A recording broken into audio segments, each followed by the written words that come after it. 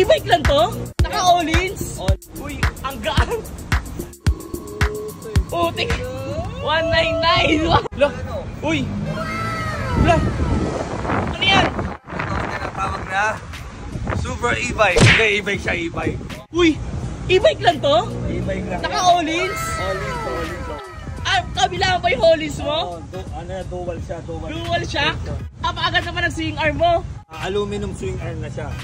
Pakalupit naman eh. E-bike lang to? E-bike lang, oo.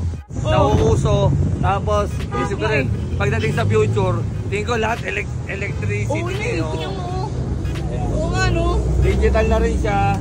Digital din yan? Digital na rin, tapos oo nga, e-bike nga oh. Baterya? di baterya. Grabe no, tingnan mo. Tatawag gumagana to? May alarm siya. Ngayon, pag inalarm mo siya, pag tumunog, kung nanakawin, naglalak yung gulong. Naglalak ko yung gulong nito?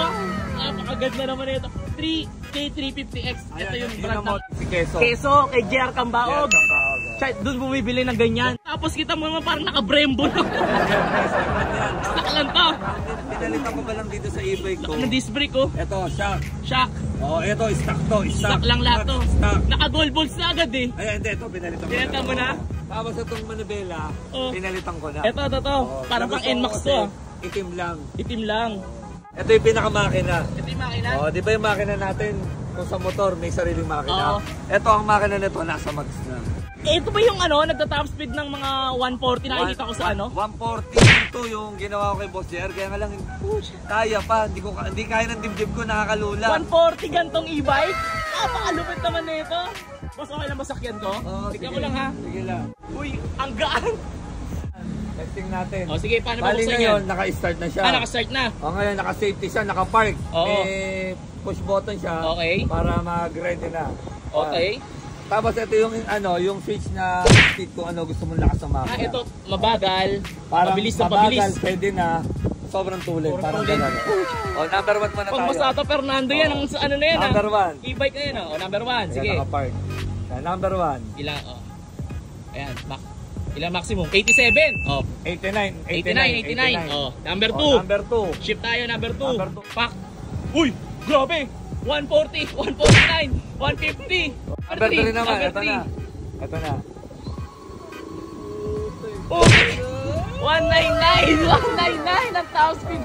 Pag walang nakasakay talaga, kita nyo, Yun yung power ng engine niya, kaya niyang ma-reach yung speed na yon.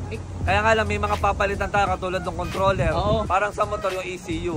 Na-adjust mo yung pinaka-power ng kuryente. Yun ang nagpapatuloy. Balita ako dito, pa to meron daw kayong laban ng mga... sa Inside Racing.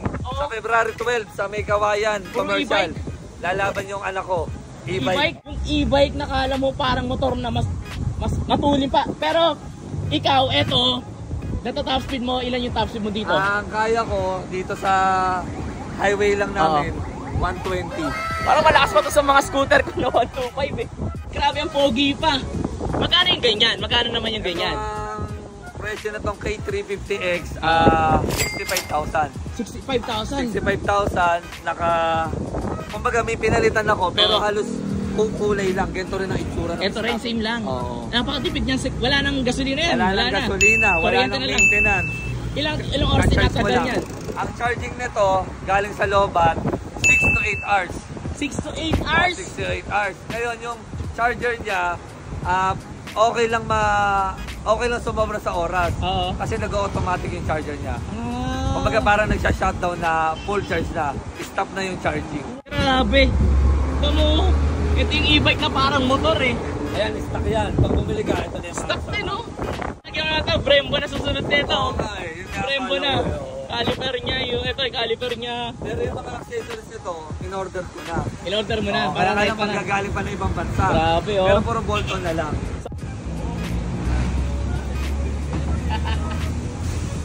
Grabe, ganda rin itong e-bike. May torque may torque. Nabibuild din pala itong mga e-bike ngayon, mga bagong motor. Malay natin, mag-build din tayo next soon. Balita ko may reverse din daw to. Meron.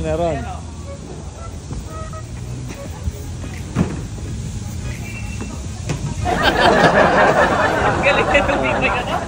Nakaka-abix. Ganda oh, 65,000. Yung gas mo, libre na gas mo. 8 hours pa yung tagal. So, ayun lang guys. Maraming salamat kay Masato Fernando.